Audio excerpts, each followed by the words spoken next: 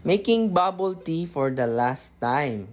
So, sa loob ng 3 taon na to, very thankful po kami sa lahat na nang sumuporta sa amin, lalo-lalo na yung mga bumibili ng ganito, mga bubble tea, mga fruit tea, fresh fruit tea, yan. And then, of course, yung mga freshly baked namin.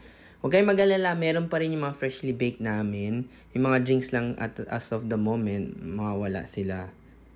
Dahil we will focus more on our commissary and then sa mga pop-up booths or mga kiosk sa mall ang focus namin. Then malay nyo next time, meron ulit tayong drinks ay matatry at matitikman nyo sila ulit. So, very thankful po kami. Another chapter na i-close namin at i-open namin ngayon. So, thank you din sa lahat ng sumusuporta sa aming mga pop-up booths, kiosks at booths sa mga mall namin na branches. So, make sure check nyo lang po yung aming page po lagi para malaman nyo kung nasaan kami mga branches na available. Dito nga pala, we use freshly milk at dahil for the last time na to, yan, dinamihan ko na, minake sure ko na super dami na, pati yung mga sinkers niya. So, sa mga last time na nakakuha pa rin ng ding sa amin, swerte nyo dahil double or marami kayong serving na nakuha. And then, ito, we use our automatic sealer.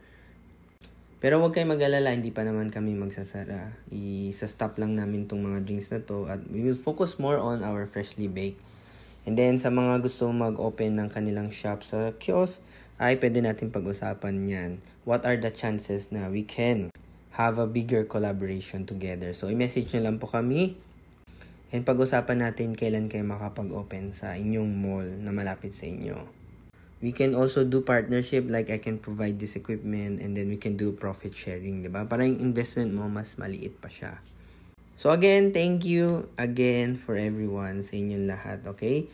So mamimiss nyo yung mga cheese namin. Ito yung cheese to sa taas to eh. So very thick siya, very galante yung pagbigay namin sa inyo. Normally ganyan ang serving namin. Goodbye again and see you next